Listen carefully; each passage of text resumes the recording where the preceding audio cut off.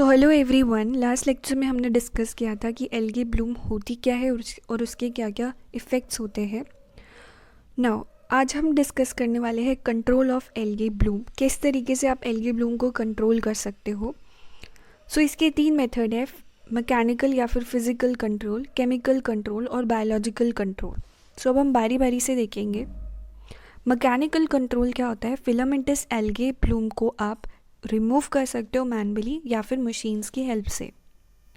सो सबसे पहला मेथड है एरेशन। एरेशन में हम क्या करते हैं, एयर को पंप करते हैं इन द पॉन्ड और lake from the aeration device placed at the bottom. This limits the nutrients the algae can get. So यहाँ पे आप देखिए कि हमने क्या किया, बॉटम पे जो है अपने एरेटर्स लगा दिए। ये एरेटर्स क्या करेंगे, एयर को पंप करेंगे, ऑक्सीजन को पंप करेंगे। इसको पंप करने से क्या होगा कि यहाँ पर देखो क्या होता है ना कि one of the main cause जो है एल्गी ब्लूम का वो है लैक ऑफ वाटर की movement, lack of water movement. ठीक है, वाटर की जब मूवमेंट नहीं होती, जो वाटर स्थिर रहता है, तो एल्गी ब्लूम हो जाता है। जब हम ऑक्सीजन की सप्लाई करेंगे एडिटर से, तो इससे क्या होगा कि जो वाटर की मूवमेंट है वो इंक्रीज़ हो जाएगी। वाटर जो है, वाटर की मूवमेंट क्या हो जाएगी, इंक्रीज़ हो जाएगी, जिसकी वजह से हमारी जो एल्गी ब्लूम है वो नहीं हो पाएगी। So it leads to a healthier ecosystem, no more fish kill and smelly algae. Second जो तरीका है दैट इज़ मैकेनिकल मिक्सिंग। हमारे पास मशीन्स होती हैं जिससे कि हम पानी को जो है घुमा घुमा के एजिटेट कर सकते हैं। So mixers are placed on the surface of the water, either pump water from the surface downwards or draw water from the bottom up. This mixes the water, disrupting the stratification and limiting nutrients to the algae. सो यहाँ पे आप देखिए mixing, ये हम क्या कर रहे हैं, मिक्सिंग कर रहे हैं। तो यहाँ पे हमारे पास ऊपर मशीन लगी हुई है एंड ये मशीन क्या करती है, मिक्सिंग करती है। मिक्सिंग से क्या होता है, जो स्ट्रैटिफिकेशन है वो डिसरप्ट हो जाती है and it oxygenates the bottom layers and destabilises the bind cyanobacterias. और इससे जो न्यूट्रिएंट है एल्गे को, वो भी क्या हो जाता है, लिमिट हो जाता है।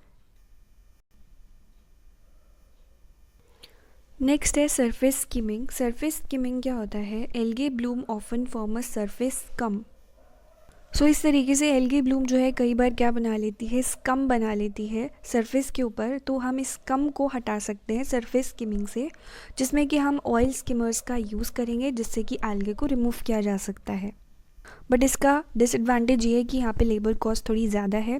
फोर्थ है अल्ट्रासाउंड। अल्ट्रासोनिक जो वेव्स होती है, अल्ट्रासोनिक वेव्स जो होती है पर्टिकुलर फ्रीक्वेंसी की, they are use to kill the algae by destroying their cellular structures. So यहाँ पे आप देखिए, जो हम अल्ट्रासाउंड वेव्स का, अल्ट्रासोनिक वेव्स का यूज़ कर रहे हैं, यहाँ पे देखिए हम अल्ट्रासोनिक वेव्स का यूज़ कर रहे हैं to destroy the gas vesicles in the cyanobacteria resulting in their sedimentation. जो एल्गे है उसको हम सेलुलरली क्या कर रहे हैं, उसका जो सेलुलर स्ट्रक्चर है उसको डिसरप्ट कर रहे हैं। इतनी मतलब हाई फ्रीक्वेंसी की ये अल्ट्रासोनिक वेव्स होती हैं। देन है हमारे पास केमिकल मेथड्स। केमिकल मेथड्स का मतलब है कि कुछ ऐसे केमिकल्स होते हैं जिनका हम यूज़ करते हैं टू किल द एल्गे।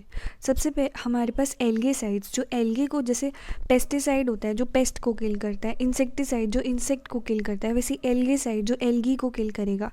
ऐसे केमिकल्स जो एल्गी को किल करते हैं।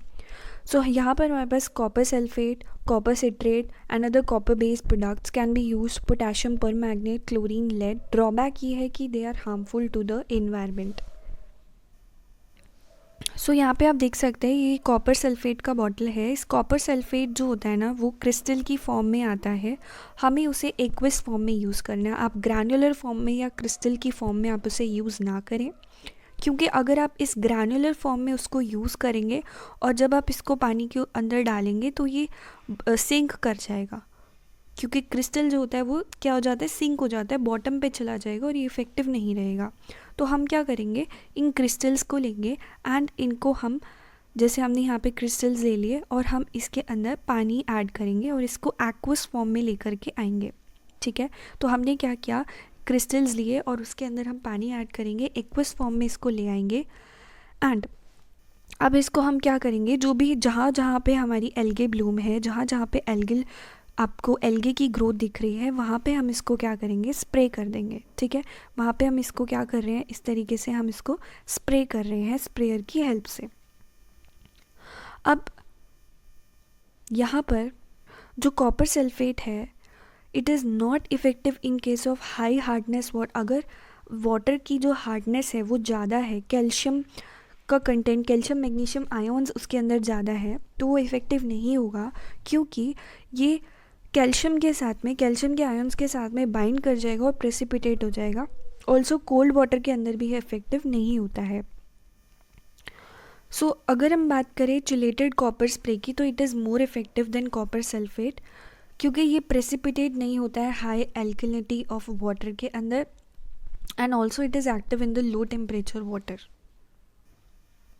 देन हमारे पास बायोलॉजिकल कंट्रोल। बायोलॉजिकल कंट्रोल का मतलब है कि हम किसी लिविंग चीज़ की हेल्प से एल्गे की ग्रोथ को कम कर दें। So by increasing the growth of zooplanktons, plants and other organism जो कि एल्गे को खाते हैं, अगर हम उन ऑर्गेनिजम्स को ऐड कर दें, ऐसे प्लांट्स को ऐड कर दें हमारे पॉन्ड के अंदर, हमारे लेक के अंदर, जो कि एल्गे को खा सकते हैं, ऐसी फिशेस को ऐड कर दें जो एल्गे को खाती हैं, तो हमारी जो एल्गी ब्लूम है वो कम हो जाएगी। सो अब हम क्या करेंगे, हम ऐसी फिशेस को रिप्लेस कर देंगे, ऐसी फिशेस का रिप्लेसमेंट कर देंगे। हम पॉन्ड के अंदर किसको डालेंगे, ऐसे फिशेस को डालेंगे जो कि जिनका खाना क्या है, एल्गे, जो एल्गे के ऊपर फीड करती है, जैसे कि ग्रास कार्प फिश, ये जो है मोस्ट इम्पॉर्टेंट है, जो कि हमारी एल्गे को खा सकती हैं। बाकी आपकी गुपीज़ एंड पॉन्ड लॉच भी जो है वो एल्गे को खाते हैं। So introduction of a natural predator और enemy to control the algae bloom. Algae की दुश्मन को अगर हमने ऐड कर दिया पॉन्ड के अंदर, तो वो एल्गे को खा जाएगी। सो ग्रास कार्प फिश, सो ये हमारी grass carp fish. So biological control means biological method, जिससे कि हम कुछ ऐसे लिविंग ऑर्गेनिजम्स को उसके अंदर ऐड कर दे पानी के अंदर जो कि एल्गे को खाते हों। जिम्नोडियम मिकीमोटोए have also been used as algaecide to treat the dinoflagellate species because it can also feed on the algae. That is Gymnodium mikimotoe can also eat the algae.